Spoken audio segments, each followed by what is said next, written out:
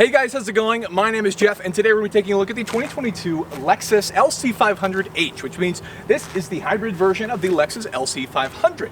This is a technology-packed, carbon fiber-packed, aluminum-packed, and leather-packed luxury car from Lexus, and it's one of the best cars they currently have in their lineup. So, without any further ado, let's go ahead and let's get into the video. Okay, so this is the Lexus LC500h, which means hybrid. Our particular car today is finished in ultra white, which has a cool little bit of flake in it. But one of the things I wanted to point out is this, the badge. You can see there's some bluing in the background here. And the reason for that is Toyota and Lexus both use this bluing to let you know that this vehicle is a hybrid vehicle. So that's a cool little fact. Next time you see a vehicle like that and you want to know what kind of power plant it's got without looking at anything else, that's a subtle way to know. So that tells people that we have the hybrid in this vehicle here. Specifically, this is the multi-stage hybrid system from Lexus, and we'll get into more of that details later. We'll walk through the exterior, which is a very good looking vehicle and has some special extra options and even carbon fiber on the exterior we'll get into in a sec. Then we'll talk about the drivetrain, and then we'll move into the bespoke interior, which this car is actually an LC bespoke build, which means this car was essentially custom ordered like this and features some special options that you can't normally get otherwise.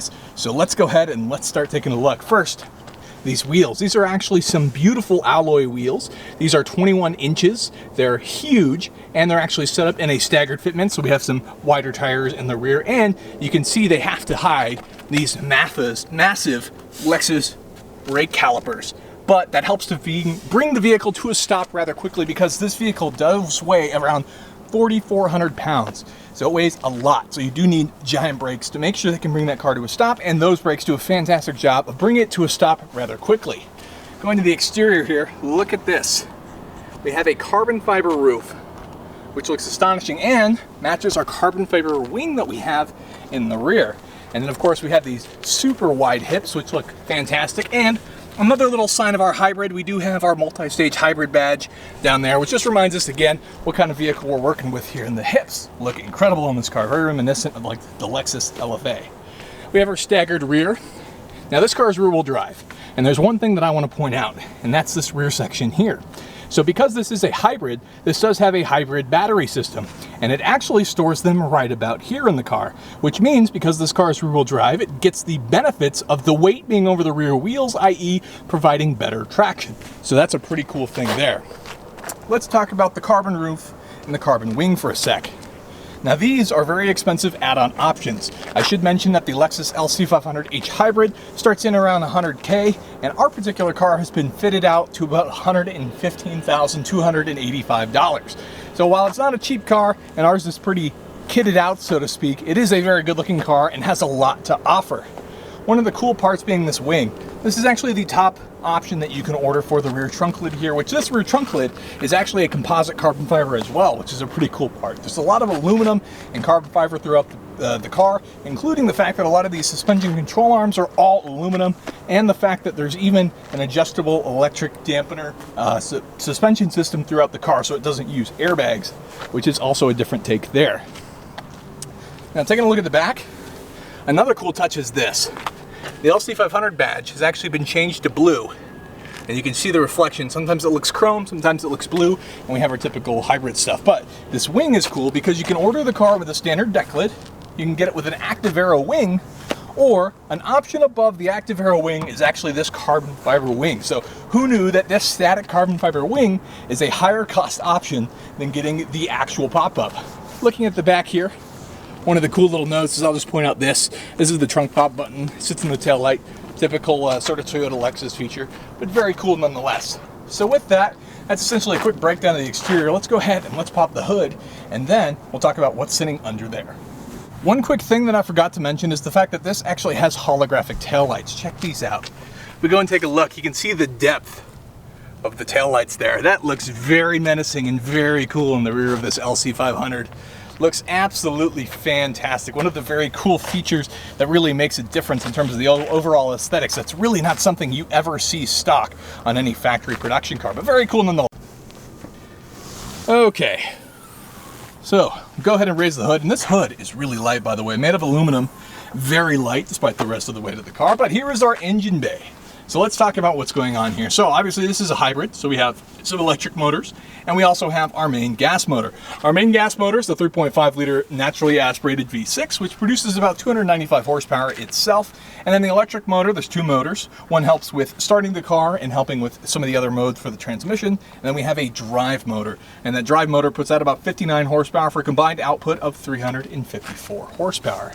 Now that's the basic of what you're looking at power-wise. And no, it doesn't sound like much, but that electric motor helps deliver some instant torque that really helps. Another thing you'll notice are these orange cables over here, the federally mandated color for anything that has the EV type components in it. So that's a clear sign that this is obviously a hybrid, if not an EV, but obviously we have our gas motor right here. So that's the way that that's set up. Pretty interesting that you have both. Obviously this helps for range, and the fact that this car actually has a slightly bigger gas tank than its V8 equivalent. So that's kind of a fun fact there. But let's go ahead and let's talk about one of the most interesting parts of this, being the multi-stage hybrid drive system, and that's the transmission.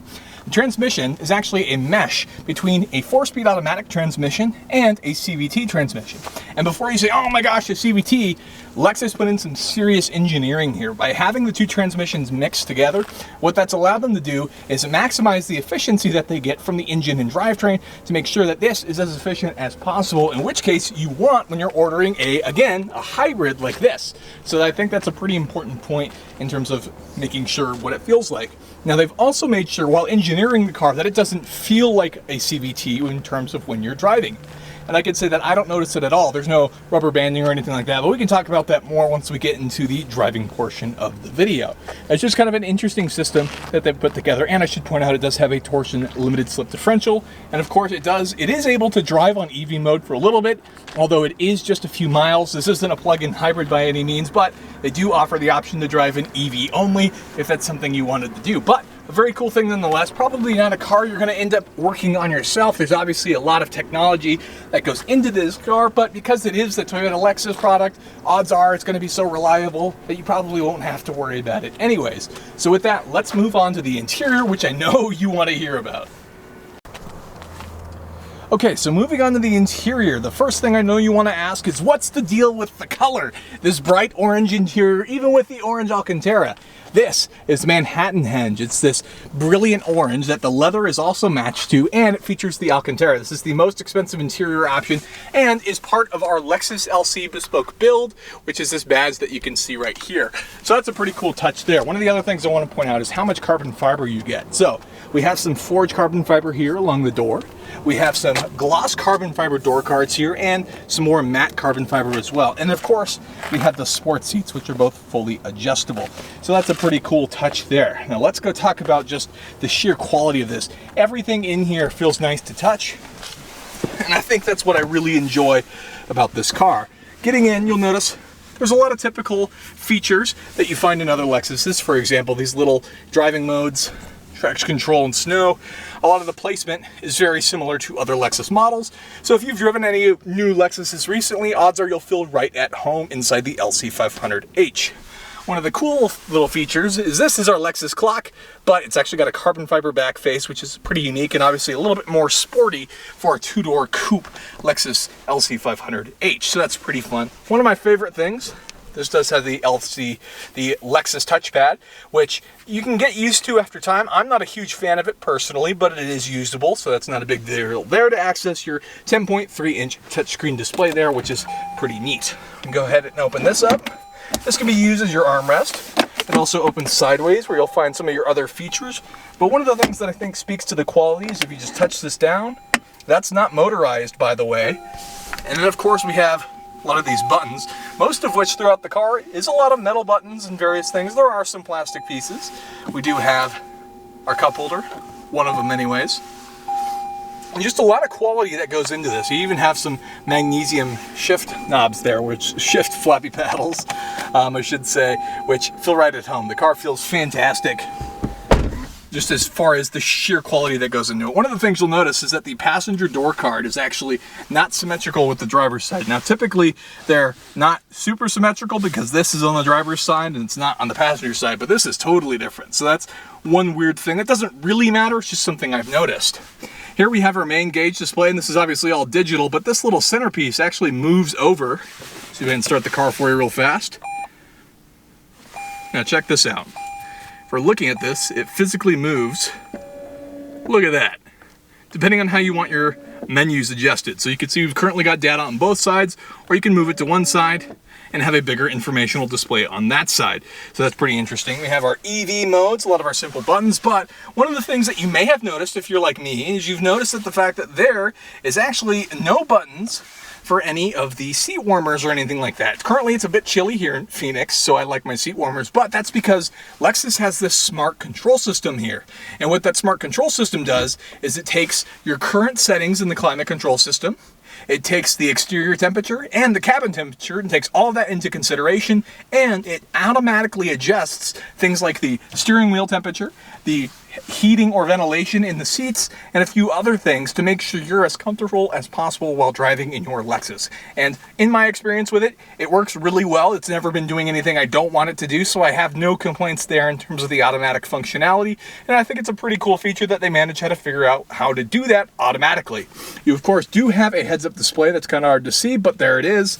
And you can of course turn that off, or just a lot of the other extra features. And it even has all of your typical luxuries that you would expect to find in a vehicle like this. But let's go ahead and let's move on what it's like to drive the Lexus LC500h.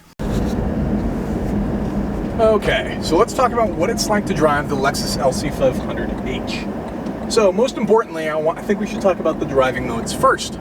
And the reason for that is because the driving modes are actually adjustable, and they change a lot to do with the driving characteristics of the car, mostly because of course this is a adaptive suspension system, and of course because of the way that the transmission setup is in this car, there's a lot that can be adjusted by the computer. So let's talk about that for a sec. So of course you have your standard normal and custom modes. The normal of course is suited for regular city driving per Lexus, and it doesn't do anything, it kind of does everything well. There's not really any short sides or anything. It just depends on what you kind of want to focus on. It does okay with bumps. Some rough roads can be a little rough sometimes, but that's that. Custom, of course, you can set up the way you want it. Now, if you go down one, we go to comfort. Comfort is where I think this car does best. It changes the suspension to, of course, handle rougher roads a bit better. And it actually makes sure there's no restrictions on things like the climate control system, which is important because of the next mode. The next mode is Eco. What Eco does is it's going to limit your acceleration. And the reason for that is that's going to help with economy. So it's going to minimize how hard you can accelerate, and you'll be driving like, let's say, another Toyota Lexus product, like a Prius. And that makes sense because this is also a hybrid car at the end of the day too. So that all makes sense. The economy mode, one of the important differences is the fact that the economy mode will actually restrict the climate control and not let it function at its full potential for the sake of saving fuel economy. So if you live somewhere like Phoenix, for example, where it's 120 degrees during summer, you might not want to use economy during summer, where it might throttle back your AC use. Just some thought. Now, moving on to the other side, there's Sport and Sport Plus. Sport mode, of course, will liven up the transmission a bit, make the car handle a bit more sporty, and just kind of give you a little bit more fun if you're doing like curvy road driving per se. Then there is Sport Plus. Sport Plus is definitely a step up from Sport. Sport Plus will adjust the suspension, make it way stiffer, makes the gear changing even more aggressive than the standard Sport mode, and it makes the car very aggressive. You even get some stiffened handling feel from the steering wheel. So the steering wheel itself gets harder to turn, which is an interesting sort of artificial driving experience there. But those are the driving modes. They're dynamically different, so you can choose exactly the one that suits you, which this car being a sort of grand touring, sort of hybrid sports car thing, I think is best suited in comfort mode personally. But let's talk about the engine and transmission. So the car is fast. It'll do 0 to 60 in somewhere a little over 5 seconds, which isn't the fastest car on the planet. Of course, it's not. It'll beat most cars that you'll see on the road. It's very quick, especially because I think that electric motor helps a lot, even with all of the weight of the car. And the hybrid motor system, of course, helps the car get traction. So even with traction control off, this car doesn't really break loose like you think it would with all 354 horsepower. Now, let's talk about the transmission, and this is an interesting one. The car does have a manual shifting mode where you can use those magnesium flappy paddles to shift through the gears, and it artificially simulates a 10-speed. So a 10-speed is what you'll find in the V8 car. It's an actual 10-speed. This car is a simulated 10-speed, and it uses a mix of the CVT and the 4-speed automatic transmission meshed together that we talked about earlier, that multi-stage hybrid drive system, to simulate that. The interesting part is, if you're looking for it, you can notice the difference between artificial shifts And you can notice when it's an actual automatic transmission shift, one of the 4 speeds being changed. You notice it because one feels like the standard automatic, and then when the artificial shifts happen, you hear the engine noise change, but the car behaving characteristics don't really change. And that's kind of the easiest way to tell. It's not a big deal. Like I said, if you're not looking for it, you won't really notice it at all. Lastly, I think it's really important to point out the Mark Levinson sound system, which sounds absolutely incredible. And if you're ever purchasing a Lexus, that should always be one of the items on your list that you're budgeting for when purchasing the car, because it sounds absolutely incredible. There is a different sound system that comes standard on the LC500. That'd be the standard Lexus 12-speaker system, but the Mark Levinson system is definitely the move. It comes with a subwoofer and some other bits, and it's just a better system overall. But this is a really cool car that's chock full of technology, that's always trying to help you drive and just enjoy the experience a little bit more. And this car is really good at doing a lot. It does have a back seat back there that has some little small seats. There's not really any legroom for adults. It's great for grocery bags, for pets. It'll even probably fit some kids back there in a pinch as long as they're little ones, but it's not really a usable back seat per se. Now, one of the things for the engine, the V6. Now, it is a naturally aspirated V6. I know a lot of people have strong opinions on how they feel about the way V6s sound, but let's go ahead, let's get onto the freeway here, and let's hear how it sounds.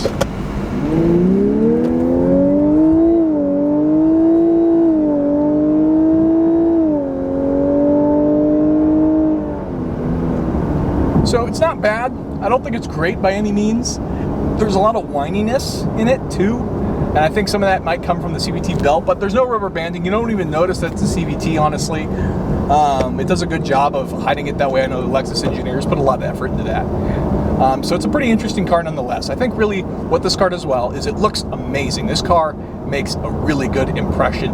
Lots of people are staring at the car all the time. There's a lot of value in here. It feels very sturdy and robust. You'll find yourself, you know, applauding how well put together the car is. And of course, like I said, it has a lot to offer in terms of different modes. However you want to drive the car or use the car even, it can accommodate that. So it's a really cool blend of technology and stuff that who even thought you would want in a car like this. Like I said, that automatic climate system's really cool, and it does have all of your standard Lexus Safety Plus driving aids as well in the car if that's something that you're interested in. And it looks good. It feels good to be sitting in the cabin as well, I will say. So with that, that's going to be the end of the video. If you guys enjoyed the video, smash that like button for me. I'd really appreciate it. And get subscribed for more content like this in the future. Thanks so much for watching, guys.